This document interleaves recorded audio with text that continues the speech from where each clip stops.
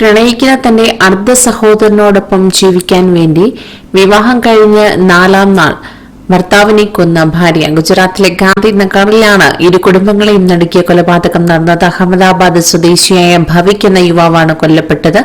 ഭാര്യ പായലിനെ police arrest ചെയ്തു. വിവാഹത്തിന് മുൻപ് തന്നെ പായൽ തന്റെ അടുത്ത സഹോദരനുമായി പ്രണയത്തിലായിരുന്നു. എന്നാൽ ഇത് മറച്ചുവെച്ച് ഭവിക്കിനെ വിവാഹം ചെയ്യുകയായിരുന്നു. വിവാഹത്തിന് ശേഷം തന്റെ പ്രണയം തുടരാൻ പായൽ തീരുമാനിച്ചതോടെ ഭർത്താവിനെ കൊല്ലാൻ തീരുമാനിക്കുകയായിരുന്നു. ഇതിനായി 3 പേരടങ്ങുന്ന സംഘത്തെ ചുമതലപ്പെടുത്തുകയും ചെയ്തു.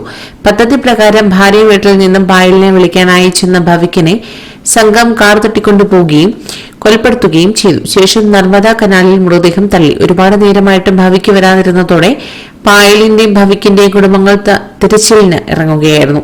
ഇതിനിടെ ഭവിക്കിന്റെ ബൈക്ക് റോഡിൽ കിടക്കുന്നത് കുടുംബം കണ്ടെത്തി.